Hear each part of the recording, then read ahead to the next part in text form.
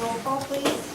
Mr. Amendola, Ms. Glasser. Here. Ms. Danis, Mr. O'Brien. Here. Ms. Perry. Here. Mr. Lavasser. Here.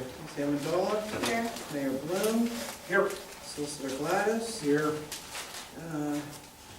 Engineer Flynn, I could have had to think there for a second. And Public Works Director Kezarowski. Thank you. I'll entertain a motion to approve the bill list dated June 26, 2017. So moved. Second.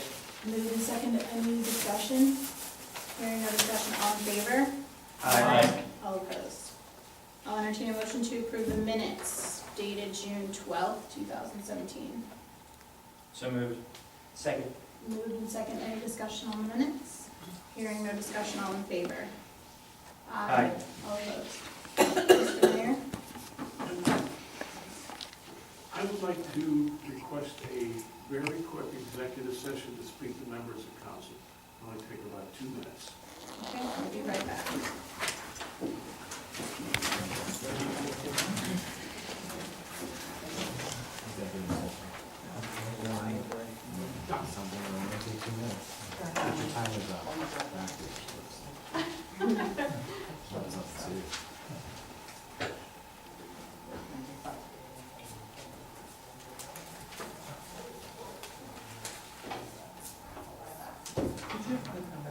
I did. I didn't watch it as well. Both enjoyed it quite a bit though. Did you get to meet people? I did. Oh, good. I did.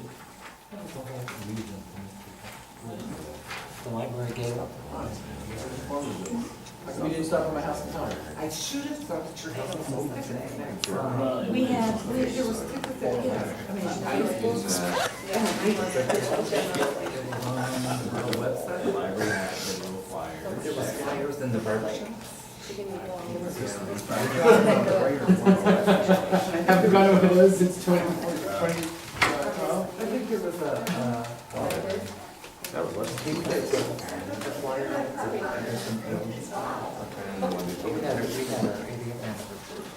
We had a red card, we had a photographer, we had a band.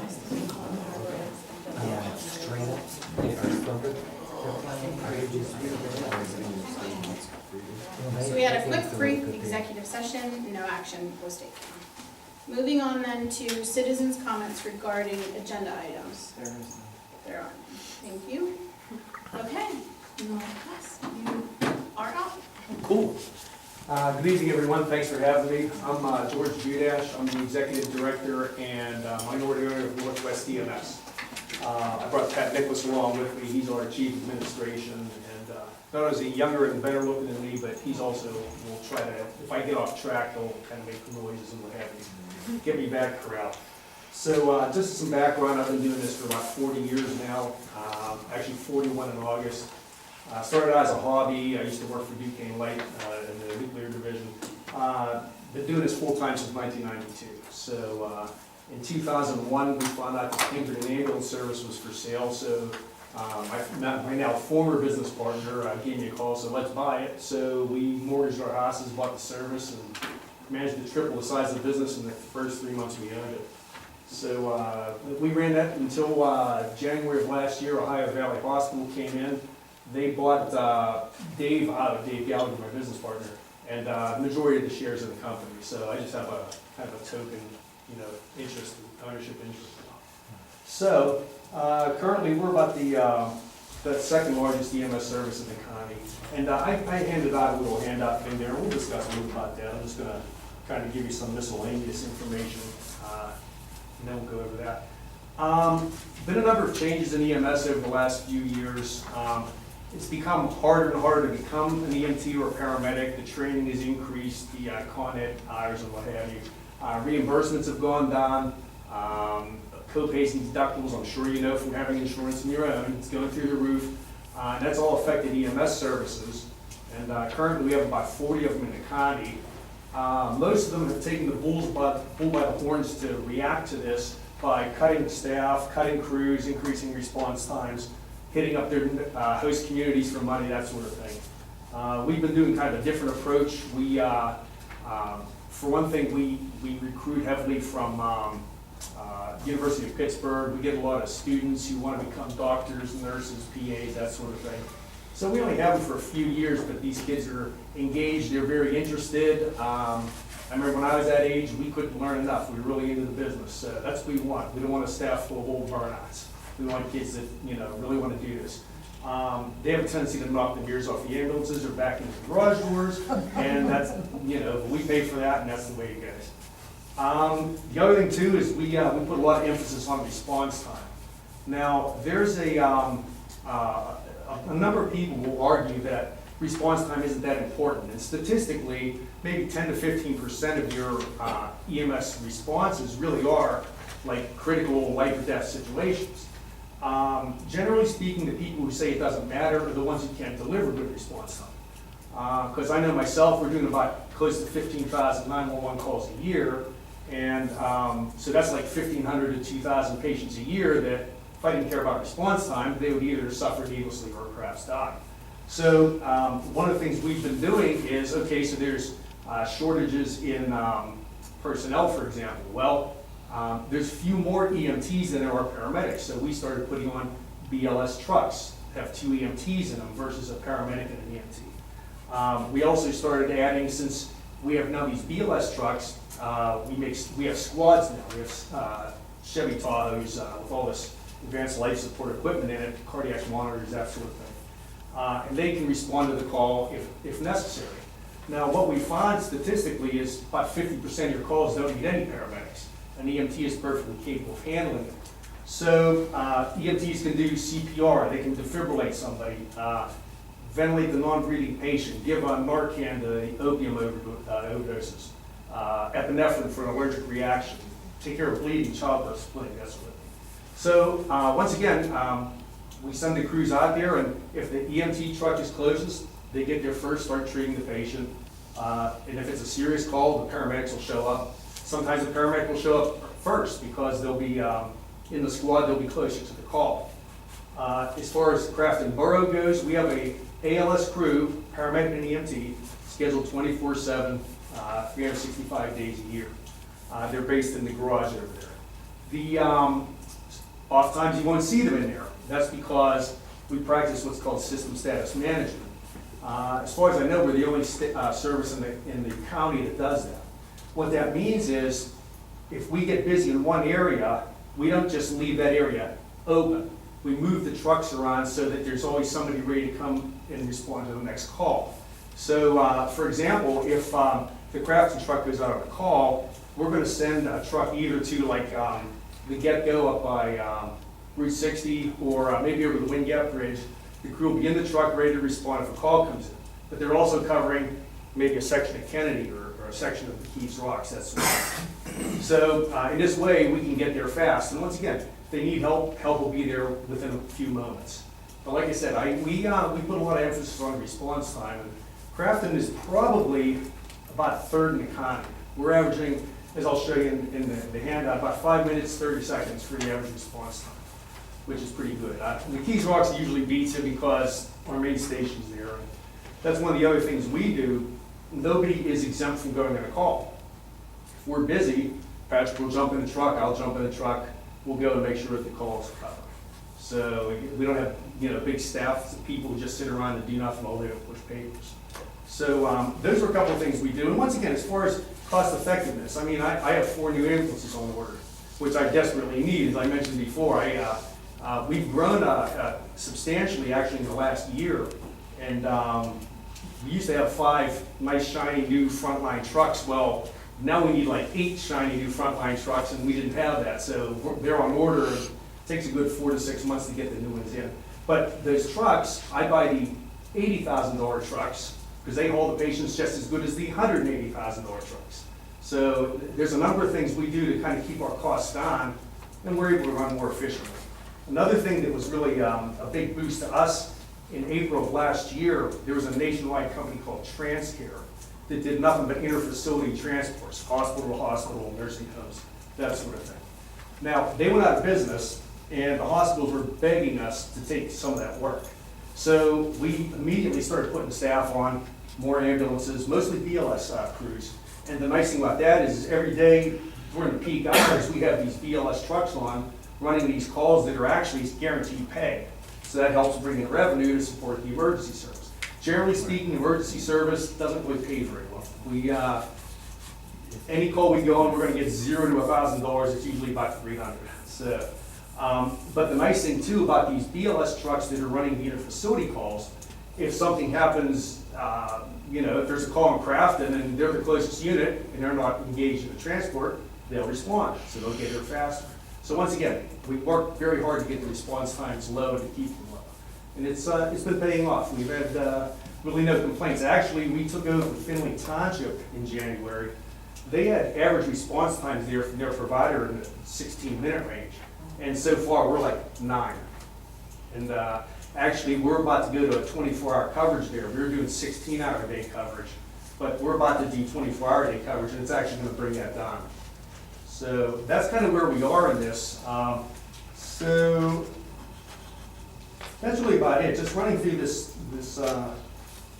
presentation thing here. A couple things I wanted to point out. As I said, we have a number of new trucks coming on, so that's going to change on here. I did have a section in here that mentions response times. And,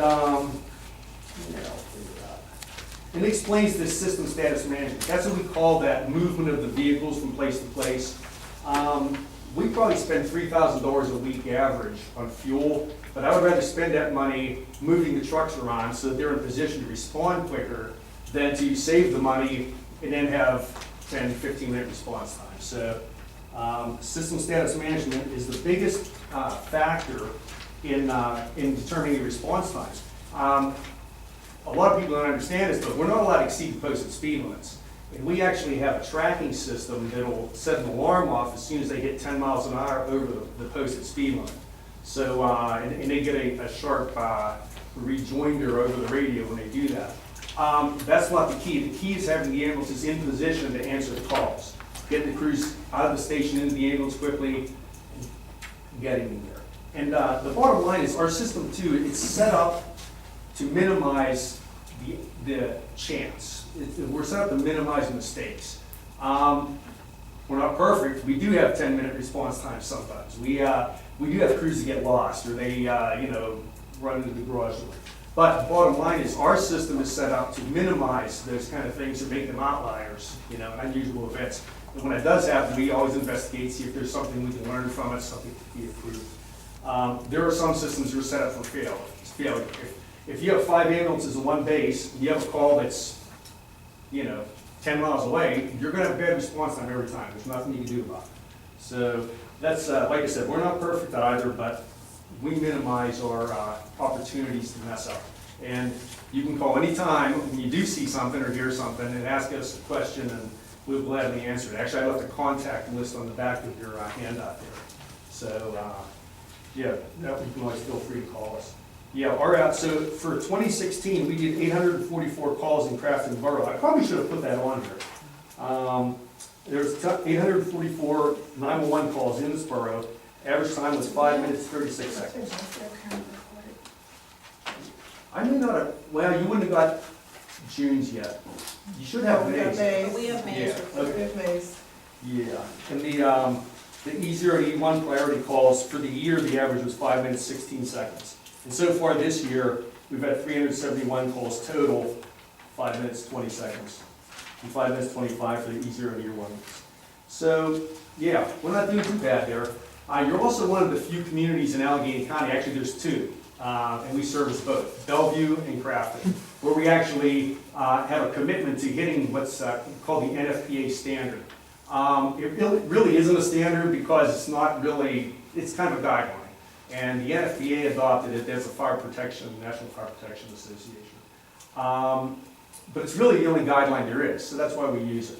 And they want us to answer the majority of serious calls, the E0 priority, E1 priority, in 8 minutes or less. And, in 8 minutes or less 90% of the time. So, and once again, we hit it, sometimes we miss it, but it's a target that we always aim for. And the reason it gets hard to hit sometimes is because we may have a month where there's 4 E0 calls. So if you miss one, you're at 75% already. So, but we strive for that, and we've hit it the majority of the time. Either, you know, we may miss it, the target in one area, but we'll make it up in the other one and what have you. So, but that's our goal, that's what we shoot for. So we previously met and there were some questions. Do we have questions or have your questions been answered based on what he said so far? I have a couple questions. Okay. Are you? I was gonna say, I'm talking about 100 miles an hour too, and I apologize for that. I want to get it over. Do that. Yes, my name is Philip Lavasser. I have a couple questions. I've heard, just to start off, I heard that Northwest has been doing a wonderful service in the community. And now that you've been in the community for a year, I just wanted to get your perspective on the topic of our facilities and your crew's opinions of our infrastructure, and to see whether or not you have any recommendations, specifically the facilities at the Borough. I just want to see if there's anything that your team needs to help you perform.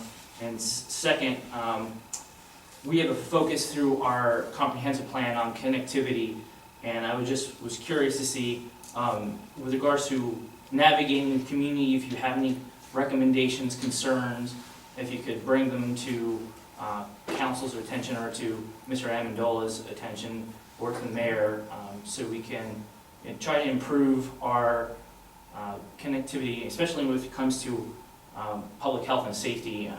You know, seconds matter here. And you guys, along with the police, have a very serious charge, and I think it's important to get the EMS crews' opinions, because our street vehicles for the police department are, you know, relatively lightweight, you know, tactical relative to a lot of the emergency vehicles that have to navigate the community. So that's something that I've been thinking about for the past year, and I was very curious to see if you guys had any, you know, concerns or anything that would help us through the next couple of years as we work on our infrastructure. I know you probably don't get asked this question a lot, but I think it's important, because there are parts of the community where you can definitely tell that emergency vehicles may have difficulty navigating, and through this time where we're looking at different avenues for investment in our infrastructure, I think it'd be good to have your 2 cents. In the facilities with regards here at the Borough, I know they're older.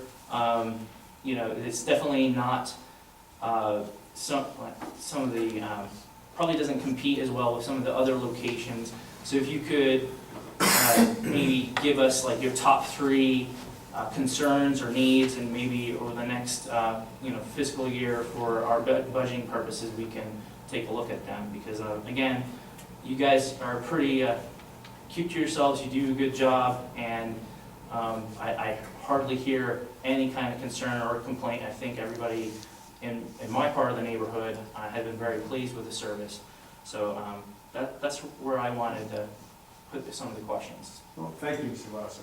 And thank you for your encouragement and everything. Really, as far as the facility goes, before we moved in, the borough did put a lot of effort into new floor tiles, painting and everything, put a little sink and everything. So the facility itself is nice. We really I think there's occasionally a little issue with access to the side door there, but I think we're working on getting a new door lock in there. But really, we have internet service, which that's how we do our patient care reports. We put up an antenna a number of years ago, so we have you know, good radio reception. So the building itself, it's not really. I don't really have any complaints about the building. It's very nice. As far as interacting with the other agencies, your police and fire department are excellent. I talk to the fire chief on a regular basis, and the police chief probably just about every month. And they work very well with us there. And it's funny because they'll let us know if we mess something up, but they, you know, they're very helpful, helping us get to the scene, that sort of thing. We even have the radio channels now where we can communicate, which sometimes it still doesn't help, but no, it's been working very well. We had gone through the training for the nasal administration of Narcan for opiate overdose with all your officers. And I think the very first week they had it in the thing there, they used it twice. So that's been working very well.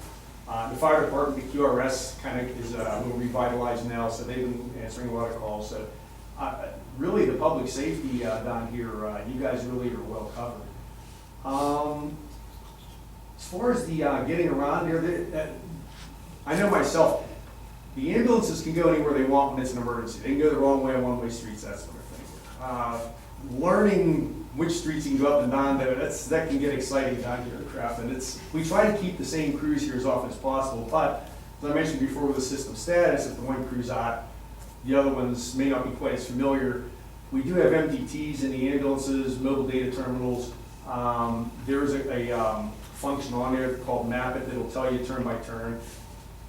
Getting people to consistently use that, because it's funny nowadays, everybody has a cell phone that has the GPS, and we have map books in there, and sometimes we have too many things trying to help and just confuse the issues. But that's really a good question. I'll certainly give that more thought and more input from the crews to see if there's anything in particular they can put a finger on. Yeah, especially you mentioned maybe signage, or maybe while we work on our GIS program, we can give some of those mapping tools over to you guys, so we're on a unified system between the fire, police, and the EMS.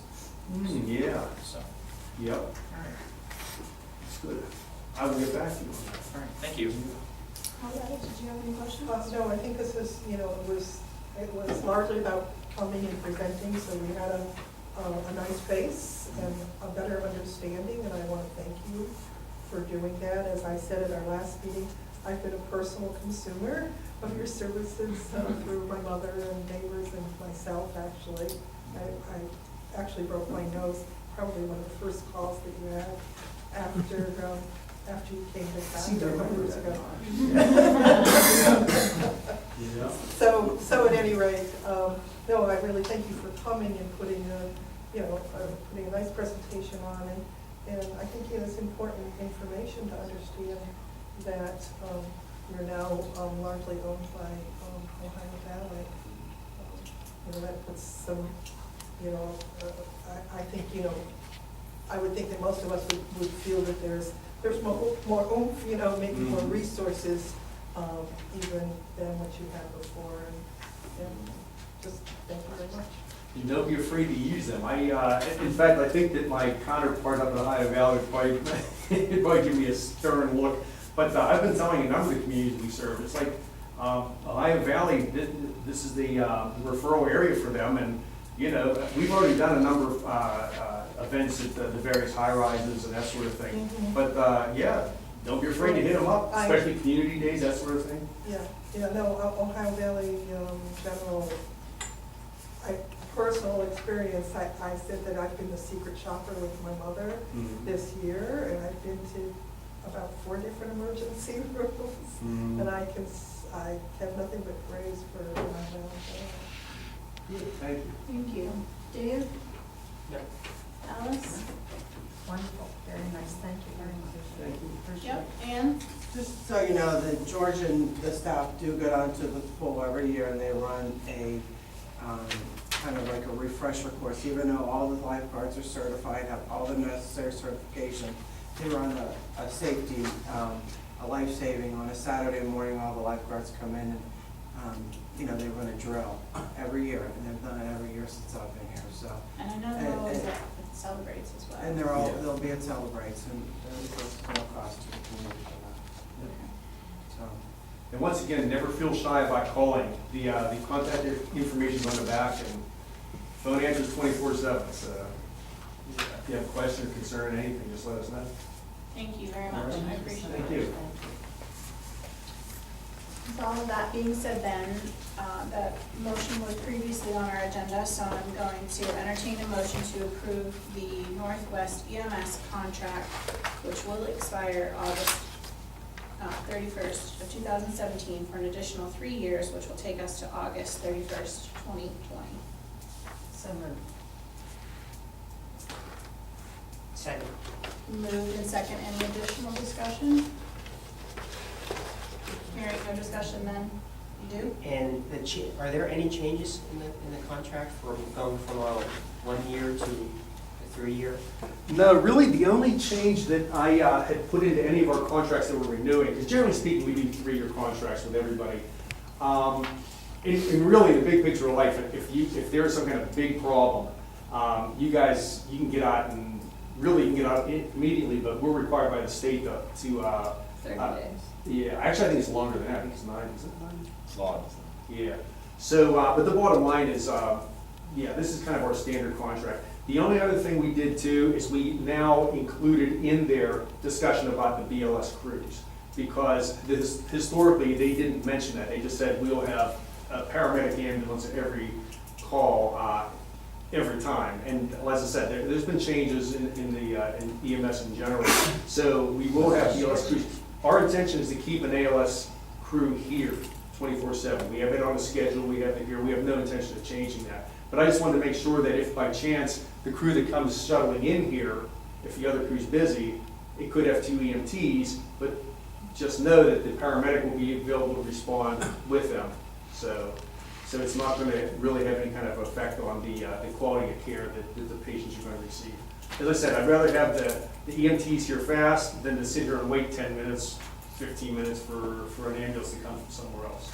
But So- at this point, the only thing that's changing in the contract is that The it's term, 3 instead of 1. Yeah, and in the definitions, it'll mention that, I'm sorry. And so then what was the mention of 90 days versus 30 days? That if we wanted to get out of our contract, is it like at any Yeah. time? Yeah, it's a 30 days, regardless, 30 it's day out. 30 Yeah, I days. do, yeah, it is a 30-day out. Yeah. So what's the benefit from going from, for your service, what's the benefit from going from a 1-year to a 3-year? Well, there isn't. It's kind of a benefit for you guys because you don't have to bring it up every year, but it's not that big of a deal.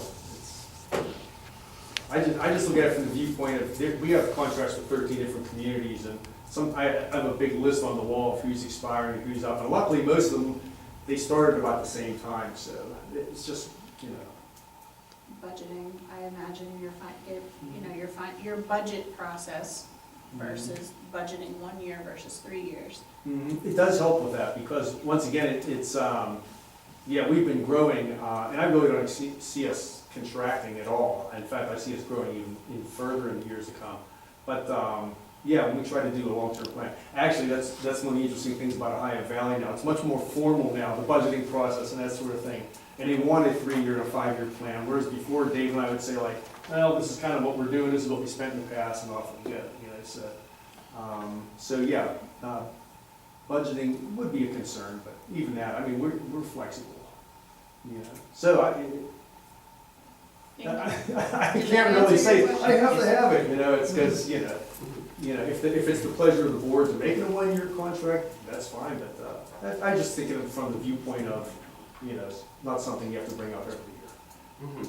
Yeah, so, I mean, I'm on Warrensburg School Board there, we signed a 3-year contract with Robinson EMS for 3 years, simply because that way they're guaranteed that, they don't have to worry about coming back and asking for something. Yeah, that sort of thing. Thank you. Okay. Good. Thank you very much. Everybody good? No additional? Okay then, all in favor? Aye. All opposed? Yeah. I'm opposed. You're a no, okay.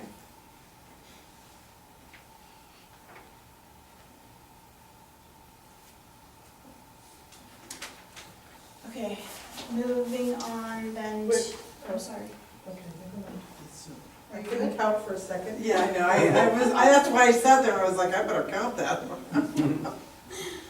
Okay, I will acknowledge the following receipt of written reports: the treasurer's report, the financial report, the Act 511 and trash collection report, the property tax report, the police report, the EMS report, the ordinance officer's building inspection report, the public works report, the fire department report, and the library report. Moving on to the mayor's report. Well, I briefed you in the council chambers. What's on here is about the legal notice for council to consider adopting this ordinance to install a stop sign at Chartiers and Fine. As I stated at the last meeting, I'm against this, that this is going to create a situation. I feel that the neighbors are going to complain about the the buses coming up the hill and the tractor trailers coming up the hill and have to stop on the inclined roadway and have to gear down and pull out, and I would say in excess of probably 50 buses a day, plus tractor trailers, and I think that's gonna create a noise situation. I requested at the last meeting that the speed limit signs be posted down there and a report of the amount of traffic and the speeds on Chartiers Avenue since the posting, and I don't see a report of that nature at this time. And also, if you look at I know that there has been a stop sign already erected, let's say eastbound coming up the hill, the one that I'm concerned about, and it was put up at the direction of the city. If you look at the map of Crafton, you'll see that that intersection of Fountain and Chartiers, according to the map, is all in Crafton, both up and down. Looking at the lines, it looks like the creek that runs down on the side of Chartiers between Chartiers and the busway is the dividing line. Now, I don't know if since the last meeting, if any member of council has gone down there and looked at that intersection to see what I'm talking about, that you'll see that it's a throated intersection. The top of Chartiers Avenue at Fountain Street is basically throttled down to a single lane.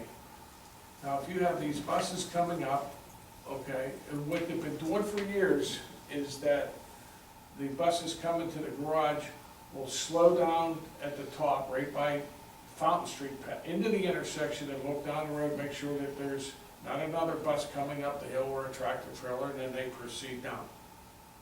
And vice versa, if the bus is coming up, they can see each other and they make safe passage. There's no accidents that have been reported due to sightline problems at that intersection. I lived on Fountain Street many years ago, never had a problem. And I think that the sign that they put up isn't crafted. I'm gonna have to check with the GIS map and stuff. And check with that and see, and I'm thinking that the creek is the dividing line between the city and Crafton, just for a portion, and then Yeah, it moves, it's right moves there. over. But the intersection itself, looking at the maps in the back, and as I was directed to do, you can see that clearly on that map that both sides, the uphill and the downhill portion of that is crafted. And I'd like to get people on council actually get out and take a look at this and see exactly what we're talking about. The amount of traffic. Now, it's gonna change, once school starts, then all the buses will start again. CIT will be over. And didn't we ask residents to come in with their concerns? What, Yeah, I said. I was gonna do that, If but- anybody, at the next meeting, because For the next meeting. I just got I back. was gonna say, I didn't think it was for this meeting. No, it's for so- next one. So, okay. He- so It's you're just on his asking- agenda Okay, to let everybody know that it's advertised. okay. and I just feel that council should have some more information before they step forward with this ordinance. And everybody, like I say, get out and take a look, sit down there for 20 minutes and see what goes on, and then formulate your own opinions as to that intersection. Just throwing up stop signs for willy-nilly to me is ridiculous. And we fight so hard to get a stop sign installed, and so if you are feeling that strongly about it, like, I not to put up a stop sign, then there must be some validity to it. Take a look. That's all I ask. Thank you. Thank you. Any questions for? Okay, then moving on to the engineer's report. Hi again, my name is Dennis Flynn. I know some of you, but haven't met you all. Filling in for Phil tonight. I'll do my best to fill in for Phil. As we go down through here, the first item that we have on the engineer's report has been submitted previously. Yes. The first item that we have on the agenda is for the 2017 road program. The pre-construction meeting was held with El Grande. We're awaiting their schedule, and then P American Water is expected to get started sometime around July 10th. Once they get completed, and maybe even prior till they're totally finished, El Grande should be getting started on that project. Okay. For the Ewing Road geotechnical study, that work has been completed. We expect to have a summary to you within the next week, hopefully by the end of next week. And please stop me at any point if you have any questions on any of these items.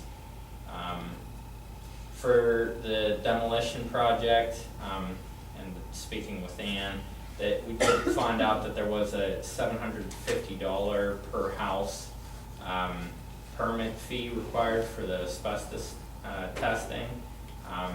Decided to wait until after the bid opening on the 6th and then apply for the permits. That way we can decide whether or not to move forward with the demolitions prior to applying for those permits. Okay.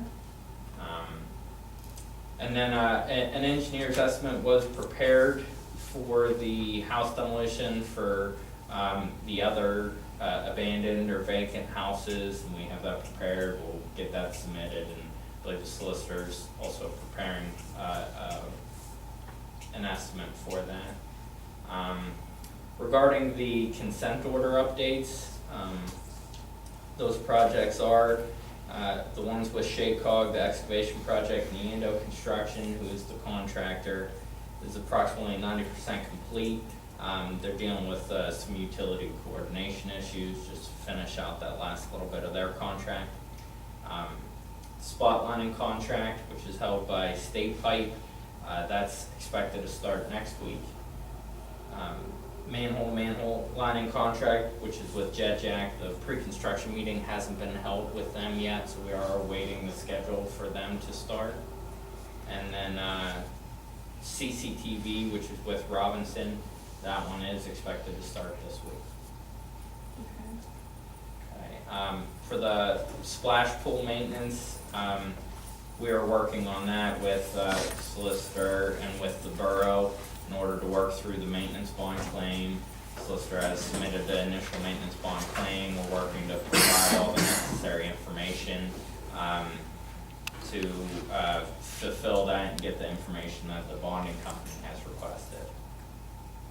So we expect to get that information over to them here this week, hopefully, in order to keep that process moving.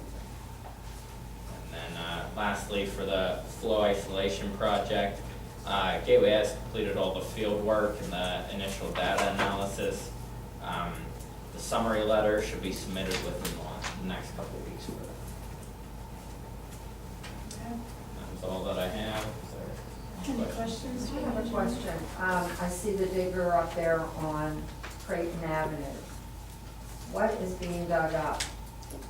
And it's just, you know, There's a couple of things. Yeah, that's, what's that for? that's sword work. Okay. Yeah, that's CCTV and I believe it's, Is that Neando's? yeah, I think that's the endo finishing up. Yeah, Oh, so so they're that's about That's 90%. next week. Yeah. Well, no, they're about 90% complete. I Right. think they're waiting on some utility coordination Okay. for that one. I'll verify with Phil, and if there is any other updates, we'll get those out. Thank you. Anything else? Yeah, question, with regards to the pool issue, do you know who the other engineers who are involved in the other pool splash pads and that were having issues? Did you guys have any involvement in the other communities where they were having an issue? With this specific contractor? With the contractor or with the design of the wall with the application of that, I guess it's an epoxy coating or whatever it may be? Because I'm trying to understand whether or not it's a material defect as in the coatings, or is there an engineering problem, and I'm trying to figure out what the root cause of the error, or is it craftsmanship? There's a mixture of a number of items there, and specifically with that seat wall, one of the issues that we saw with it was how fast the contractor rushed through the process. They actually broke off the corner. I don't know if you've seen the seat wall where the one corner piece had been reinstalled because they broke it off as they were working through the process. And then not only that, but they didn't allow the curing process enough time when they did prior to painting it, which we believe also led to part of the issue. And then the fact that that concrete is spalling underneath the paint is an additional layer to the issue. And we've spoken with the manufacturer of the paint company as well. The paint is made for pools, for being around water, being around pool areas. The paint is typically used for underwater applications, but can be used for this, and the issues that we're seeing there currently aren't the result of it being used in a non-underwater application. We do think that it's primarily a concrete issue and the initial concrete work that is causing the paint to come off. So it's not just the paint, it's actually the concrete underneath the paint. So with regards to quality control, the concrete, it says a specification issue where they didn't use the right specification, and in future designs, should we as a community and our engineer have some guidance document to ensure that they follow those best practices? In this case, we did have in there that they should follow through with the proper practice, just with the tight window that they had, they pushed it. Now, it was recommendations, that the recommendation is to allow it the full 28-day cure, and they didn't allow that process just because of So it's not time limit. So the mixture of the cement, there's no issue with the type of mix that they used? No, It's issue just with the curing type of period. mix. The curing period, and then also, like you said, the workmanship of it. Right. And again, we don't necessarily dictate means and methods, so the way that they formed it was a little bit different than how another contractor may have formed it, and the forming actually pulled away, so they had to do some parging in some areas. And that parging that they did, and then painting on top of that parging. And I imagine that's all gonna come out during all of this investigation or looking into it. So, I mean, I don't wanna over speculate because I don't wanna cross any, legal lines or anything, so. Yeah, and that's something that will, like you said, will come up. The bonding company will try to address these issues, will go through, they asked for a litany of things, and me and Ann are gonna be working on getting that together so that they can go through every bit of the specifications and inspection reports and everything else to make sure that whether their contractor did follow everything correctly, and then they'll come out and visit it on site too, to see the workmanship and see what was done out there. Okay. Thank you. Thank you. Anything additional for the engineer? Okay, then moving on to the solicitor's report. Thank you. At the last meeting, there was a question about vacant properties. And since then, we've looked at the Crafton Borough ordinance, which defines what a vacant property is. And Scott also pulled the International Property Maintenance Code as to how that deals with vacant properties. Basically, the ordinance that Crafton adopted talks about 6 kinds of vacant properties. One is unoccupied and unsecured, basically empty and not really secured. Second would be unoccupied, secured by other than normal means, which is not clearly defined in the ordinance, but I guess you could let your imagination be your guide as to other than normal means. The third definition is unoccupied and unsafe as determined by the code enforcement. So basically there we're talking about property that is on its way to being condemned. The fourth definition of vacant property under the ordinance is unlawfully occupied without a lease from the owner of the property. So there, I think we're talking basically about squatters. Okay? The fifth definition of vacant property under the ordinance is unlawfully occupied without a valid occupancy permit. Okay, so the borough has some control over whether or not the structure meets the occupancy standards. The sixth and final definition is unoccupied for 365 days with a issued code violation, basically abandoned property. So those are the 6 definitions of vacant. And Mr. O'Brien, you had some questions about vacancy and what the definition of vacant would be? Yeah, I was just, while I was thinking about like vacant properties and unoccupied property, abandoned property, and occupancy permits and, commercial permits and so forth. My goal, and I guess it would be, hopefully the goal of the borough, that we wouldn't want any property to be unoccupied or vacant or abandoned. That meaning either a residential or a commercial property. So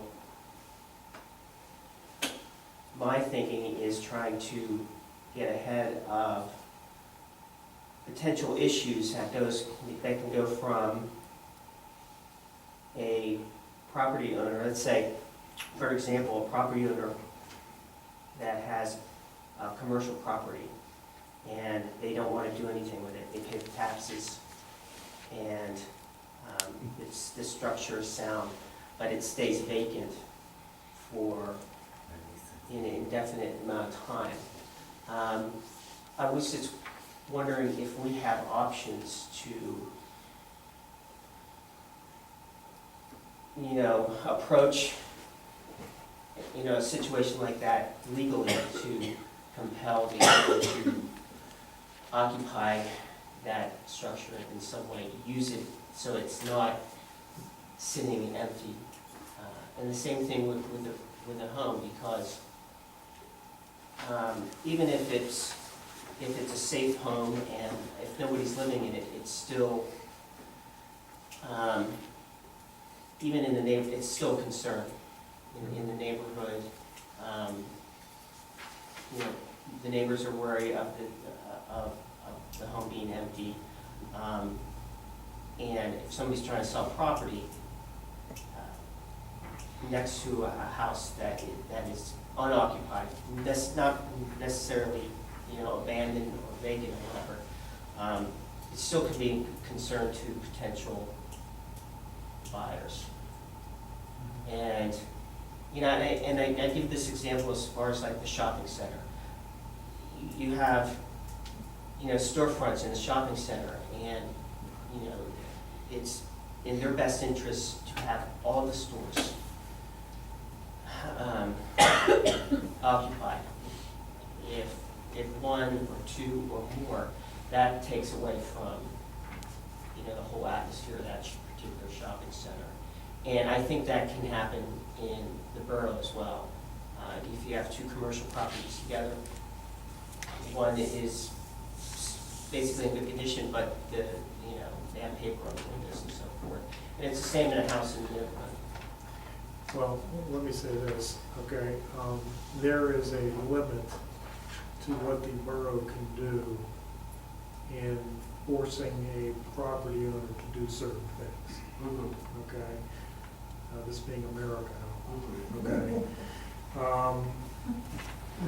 The ordinance that we have in place basically gives the borough the ability to track these properties and keep an eye on them before they become so bad.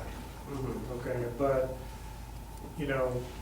if if you're a private property owner and you spend a lot of time out of town, your house is gonna look vacant, okay? And, you know, I'm not sure how you regulate that, okay? I mean, we have 6 specific definitions of what would be considered vacant properties that the borough can track, okay? Now, you know, but there is a limit as to what the borough can do. Because I was looking at like the insurance, the way that insurance handles vacant and unoccupied structures. And they I guess they've been working on, because, you know, if something happens, there's a difference between something happening with a vacant property and something happening with an unoccupied property. An unoccupied property being one that is furnished, but nobody's there. And the one article I was reading, it was like a 60-day, somebody wasn't living, occupying that residence for, within a 60-day period. That became, I think it went from an unoccupied to a vacant property. And that changed as far as like if there was any compensation from the insurance company. So again, I mean, even, you know, as far as that, you know, in my opinion, as long as a home in a community of homes is unoccupied and is maintained from someone who, you give an occupancy permit for somebody to occupy it. I mean, that's the purpose of an occupancy permit. If they're not occupying it, that structure is not serving the purpose that it's supposed to, and that goes along with commercial property. So that's just what I've been dwelling on. Well, just one, insurance is different than the government. Okay, that's a matter of private contract, basically. Okay, so they're kind of like apples and oranges to some degree. Okay, the borough has restrictions that an insurance company would not. As to what the borough could and could not prohibit. So I understand and appreciate the concern. We all have concerns about this. And I think, to speak specifically to your point, the comprehensive plan that we all worked on and that we're getting ready to adopt has a huge component to put into place activity that will help to make sure that that kind of thing is minimized. I mean, things you talk about, and then also, you know, looking at things like, as you say, in a neighborhood, if a property becomes vacant, you know, neighbors can work to find a buyer, so different things like that.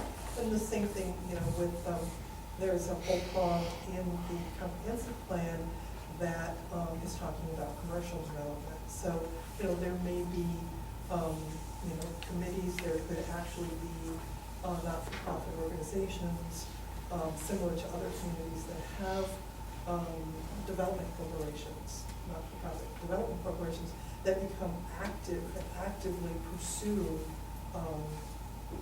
appropriate occupancy. So, you know, I think those are the kinds of means that we have as a borough and as a community that can help minimize that without trying to go beyond what's allowed, as you say, you know, by the government. And I'm not trying to, you know, It's a big concern. It's you a know, big I concern. just, you know, to try to, again, try to minimize the impact of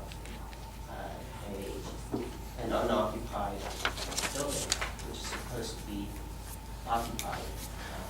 I don't, you know, an empty building is maybe on the tax rolls, is fine, but to me, just an unoccupied building is not an asset to a community. Yeah, I think we'd all agree with that. It's That's all. It's gonna come, it's gonna happen. That's just, this is what I've been thinking about last couple meetings. That's all. Okay, anything else? Thank Nothing you. further on vacant properties. That's it. Does anybody else have anything else they need to have addressed? This side? Thank you. Thank you.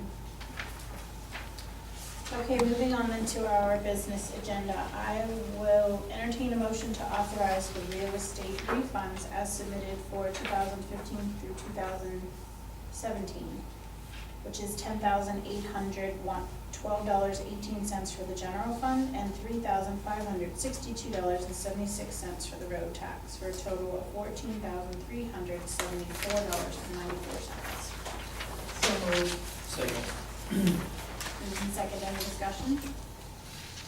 Hearing no discussion, then all in favor? Aye. All opposed?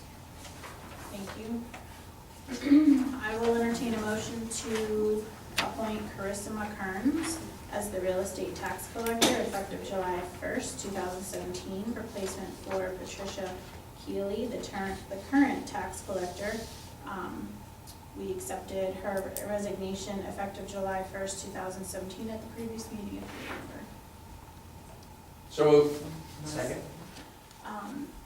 Just knowing that she did submit a letter, and she was the only person who submitted a letter. So any other discussion or questions? Okay, then hearing no discussion, all in favor? Aye. All opposed?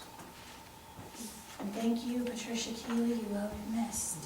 I sent her a letter. Just as a reminder that we have our special meeting that will be held on Monday, July 17th at 6:30 here in council chambers with Ingram Borough Council to discuss and review the adopted joint comprehensive plan. August 21st. Oh, yeah. I received an email today from Michael Foreman, he's through the DCD. We received funding through them for the early intervention program. He would like to have a special meeting with Crafton and Ingram as well to discuss the next steps of the early intervention program, funding available for various projects we'd like to look into. He's going to be on vacation, so the first thing I said was, July 17th, you're in luck, we have a meeting that day. And he said, I'm on vacation.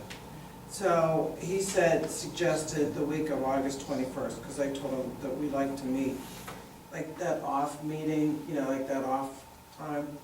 And he said he would be available the 21st, 23rd, or 24th. I said I would bring it to council, then I would have to actually see if Ingram would be able to meet as well. But I just thought I would ask, since, he called me today, Are we good with that? August 21st? Is that a Monday? That's a Monday. I mean, that's a day he recommended because our other A meetings are letter, you Monday. say no? Oh, no, I'm not Okay. checking. So that's our in-between Monday. Yeah, that's our in-between Monday, because our meeting will be the 14th and 28th, so the 21st would be our in-between meeting. And I'm guessing that there's no one on his behalf that could come to the 17th. No, he's the only one in the, he does like southwestern PA, you know what I mean, for him. And he's gonna go over some additional funding that could be available for projects that if we do it jointly with Ingram, that kind of thing. So, Okay. he would like to come to that, to have a special meeting. He said, I don't know if you ever met with Michael, but he Yes. likes to talk, so he said 35 minutes, but I was like, You know you're on record, right? I won't put that in the minutes, I can tell you that. The 6:30, is that? Yeah, that's what he recommended, and I told him I would bring it before council. Okay, so Monday, August 21st, 6:30, we can put that on our calendars. Then I need the authorization to advertise that. So I will entertain a motion to authorize to advertise for an early intervention program discussion with Michael Foreman DCED. from DCED on August 21st, 2017 at 6:30 PM with Ingram Borough. So moved. Second. Moved and second, any discussion? All in favor? Aye. All opposed? if by chance Ingram is not able to meet on that day. I can send an email, we can make it like maybe the 22nd he wasn't, but then the 23rd he said he would be available. So I'll see, I'll email Ingram and ask them if they're available that day. Okay. Moving on then to our community announcements. So as you know, Crafton Celebrate starts on Friday, June 30th with a parade at 6:30. And I was gonna ask you, Dennis, will that equipment be gone for that? Is that gonna get in our, is that gonna be in our way? It's not on the street of the parade, but there will be a lot of people lining up right there, and I just wouldn't want anybody to be on it, or, We can make sure that they move it specifically for that, even if they weren't totally complete. is the porta potty for you guys? No, Or that's for our not. parade? No, that's for the guys working. Okay, so that, Or probably also moved. maybe, Yeah. sorry. Well, usually if they move, they bring their porta potty with them. Okay, I just wanna make sure that nothing happens It's a contractor. to any of our residents or any of your equipment. Yeah, we'll make sure to talk to them and get. Okay, so the parade is on the 30th at 6:30, and then the fireworks are on the 4th from, well, probably at dusk, but the park opens from 6 to 10:30. The concerts in the park begin on Thursday, July 13th at 7:30, and the first band will be, or the first performance will be the C Street Band. Do you want to talk about this AC side yard? Yeah, the Allegheny County Side Yard and Blighted Structure Program. Applications are being accepted through August 31st. I received our first application today. Really? So you're allowed 65 in each community in a given year. We did one last year, and that was on South Emily. So this is on Belvedere, it's 17 Belvedere. It's a vacant property, it's a grassy area. So she submitted it, I got it today, so it was too late to put on the agenda, so we'll do the resolution at the next meeting. And I'll send everything. I was reading that, it came out, notice, since I went on the website, I thought it said that each community was allowed 5. The whole thing was for 65? I believe, you know, but we've only gotten Right, two, yeah. you know, and, I mean, one last year, and that was the first time, that was the first one ever in Crafton. So, that's good. So, we have to talk about resolution. But there's flyers back in the back if anybody, but you have to be abutted to the property. Ingram Days will be July 15th and July 16th at Ingram Park. I don't have any times. Does anybody know the times? That's all I know. Okay. The Crafton Ingham Rotary will be holding their Rib and Chicken Fest on Thursday, August 3rd at the Crafton Park Shelter. Did you have anything to add to that, Mr. Amendola? Yes, tickets. We have tickets for the Rib Fest, and the Llama Plop is, you know, I do. mixed in with the Rib Fest. So if anybody needs tickets for the Rib Fest or the Llama Plop, Contact you. I'm a Rotarian, yeah, All right. thanks. And then just a reminder that the administrative offices are closed on Tuesday for the 4th of July. Do we have any additional, did you go over it? Yeah. No, and no additional citizens' comments on things not related to, on the agenda? No? Anyone have anything else? No? Oh, actually, may I ask a question? Mr. Mayor, with regards to the use of fireworks, could you speak to that? What? They're illegal. Certain, Everybody hear there are They are a few illegal. items that are permitted now, but under state law, is anything that doesn't, sparklers are about what you're allowed, okay? They sell things everywhere. I know. I understand, but there's fireworks stores in Pennsylvania, but you're limited as to what you can buy in those stores. Now, if you go shoot over to Ohio, I mean, I just saw an advertisement for Phantom Fireworks on the TV the other night, and they're showing all this stuff blasted in here. They're illegal in Pennsylvania. But that doesn't mean somebody from Pennsylvania can't drive across the border, get somebody with a high driver's license and buy the stuff and bring it back. And it happens every year. It's been happening for 50 years, you know, that people have illegal fireworks. You know, and the police officers, if they catch you, you're gonna be cited. Simple as that. Very good, thank you. Okay, then I will entertain a motion to adjourn. So moved. Second. All in favor? Aye. Aye. All opposed? Meeting